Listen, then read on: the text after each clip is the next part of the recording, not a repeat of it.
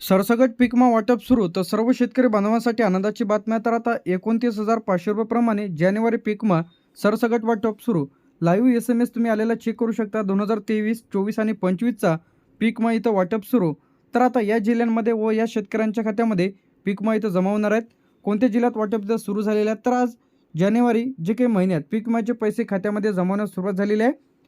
यामध्ये काही शेतकऱ्यांच्या खात्यामध्ये 29,500 रुपयेप्रमाणे याप्रमाणे पैसे जमा होत आहे. तर यादीत नाव आहे की नाही कशा पद्धतीनं तपासायचं आहे. 2023, 24, 25चा जो काही पीक विमा आहे ते शेतकरी बांधवांच्या खात्यामध्ये मिळत आहे. तर यामध्ये 29,500 रुपये याप्रमाणे खालील शेतकऱ्यांच्या खात्यामध्ये यामध्ये सोयाबीन आहे, कापूस, तूर, हरभरा. तर या पिकांची भरपाई 2023, 24, 24, 25 तर ज्या शेतकऱ्यांच्या खात्यामध्ये आधार लिंक आहे त्यानंतर तुम्ही तुमचा पीक विमा भरलेले शेतकरी आहेत तर अशा शेतकरी बांधवांच्या खात्यामध्ये 29,500 रुपये जमा होण्यास सुरुवात झालेली आहे. पीक विमा वाटप महाराष्ट्रातील सर्व जिल्ह्यांमध्ये इथं सुरू झालेले आहे. तर आता यामध्ये एकूण 36 जिल्हे आहे. तर या 36 जिल्ह्यांमध्ये 900 कोटी रुपये इथं पीक विमा आलेला आहे. किती आलेला आहे? 900 कोटी रुपये पीक विमा इथं आलेले आहेत. तर टप्प्याटप्प्याने वाटप इथं सुरू झालेलं आहे जे की 36 जिल्ह्यांमध्ये. तर आता यामध्ये जे की यामध्ये सर्वप्रथम यामध्ये जिल्हे आहे. बीडमध्ये 48 कोटी, लातूरमध्ये 42 कोटी, धाराशिव उस्मानाबादमध्ये 38 कोटी, परभणीमध्ये 36 कोटी, हिंगोलीमध्ये 32 कोटी, नांदेडमध्ये 54 कोटी, जालन्यामध्ये 50 कोटी. तर आता जे की यामध्ये 350 कोटी जे की या जिल्ह्यांमध्ये आलेलं आहे. तर आता सरसकट वाटप इथं सुरू झालेलं आहे. तर आता यामध्ये बीडमध्ये जे की 48 कोटी रुपये वाटप सुरू झालेलं आहे, लातूरमध्ये 42 कोटी, धाराशिवमध्ये 38 कोटी, परभणीमध्ये 36 कोटी, हिंगोलीमध्ये 32 कोटी, नांदेडमध्ये 54 कोटी, जालन्यामध्ये 50 कोटी. तर याप्रमाणे पैसे खात्यामध्ये जमा होण्यास सुरुवात. त्यानंतर इथे आपलं यामध्ये 300 कोटी रुपये जे की यामध्ये अहमदनगरमध्ये 40 कोटी, पुणेमध्ये 28 कोटी. तर आता ज्या शेतकऱ्यांनी ई पीक पाहणी केलेली आहे, तक्रार केलेली आहे, त्याचप्रमाणे या शेतकरी बांधवांच्या खात्यामध्ये पीक विमा जमा होण्यास सुरुवात. बरेच दिवसांपासून रखडलेला पीक विमा आता अखेर जमा होण्यास सुरुवात झालेली आहे. नंतर जे ते आपल्या यामध्ये सोलापूरमध्ये 46 कोटी, साताऱ्यामध्ये 22 कोटी, सांगलीमध्ये 24 कोटी, कोल्हापूरमध्ये 18 कोटी, नाशिकमध्ये 28 कोटी, छत्रपती संभाजीनगरमध्ये 30 कोटी. तर आता हे जे रक्कम आपण इथं बघत आहे यामध्ये सोलापूर, सातारा, सांगली, कोल्हापूर, नाशिक, छत्रपती संभाजीनगर तर या जिल्ह्यांमध्ये पीक विम्याचे पैसे खात्यामध्ये इथं जमा होण्यास सुरुवात झालेली आहे. तर आता यामध्ये जे की राहिलेले आपले 250 कोटी किती आहे? 250 कोटी.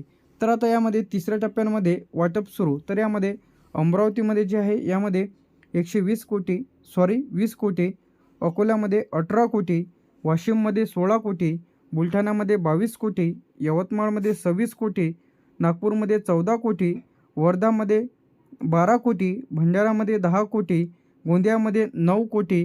तर आता याप्रमाणे जे काही अमरावती असेल, अकोला, वाशिम, बुलढाणा, यवतमाळ, नागपूर, वर्धा, भंडारा, गोंदिया तर या जिल्ह्यांमध्ये जे काही कोट्यावधी रुपयामध्ये पैसे इथं जे की या जिल्ह्यांमध्ये किती जमा होत आहे? 250 कोटी रुपये. तर 900 कोटी रुपयाचं इथं वाटप आहे.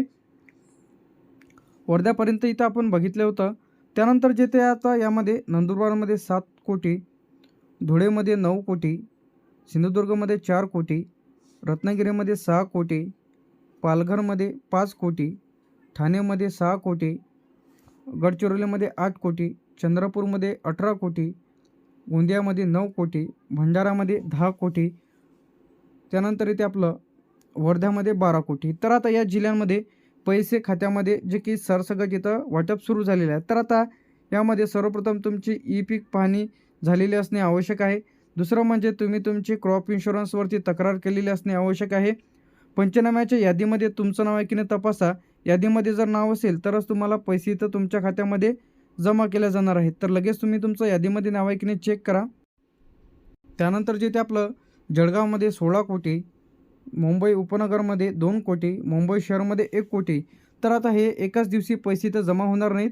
पहिले जिल्ह्यानुसार, तालुक्यानुसार आणि गावानंतर त्यानंतर गावामध्ये पैसे इथं DBTच्या माध्यमातून शेतकरी बांधवांच्या खात्यात इथं पैसे येणार आहेत. तर आता सरसकट जे काही वाटप यादी आहे तर आता यामध्ये जे की शेतकरी बांधव आहेत तर ज्या शेतकरी गावामध्ये मोठ्या प्रमाणामध्ये नुकसान झालेलं आहे त्या गावातील सर्व शेतकरी यामध्ये पात्र आहेत. शेतकऱ्यांना पीक विमा वेगवेगळ्या क्लेम केल्याच्या नंतर DBTच्या माध्यमातून खात्यामध्ये तहसील विभाग असेल, कृषी कार्यालय किंवा अधिकृत वेबसाईटवरती जाऊन तुम्ही चेक करा की तुमच्या खात्यामध्ये पैसे तर आले की नाही.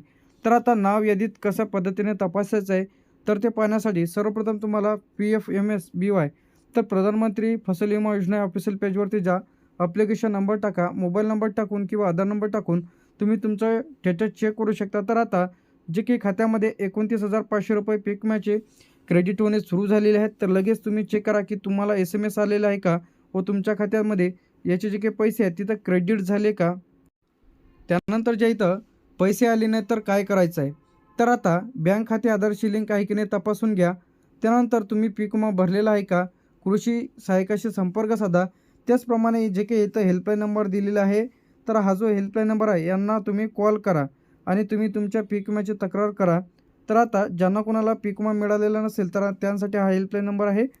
तर आता मोठी अपडेट जे काही आहे यामध्ये जे की 2023चा पीक विमा आहे, 2024चा पीक विमा आहे आणि 2025चा जो काही रखडलेला पीक विमा आहे ते शेतकरी बांधवांच्या खात्यामध्ये मोठी रक्कम जानेवारी फेब्रुवारी जे काही राहिलेले शेतकरी बांधव आहेत, तर आता 900 कोटी रुपयाचा जो काही पीक विमा आहे ते अपडेट इथं आलेले आहे.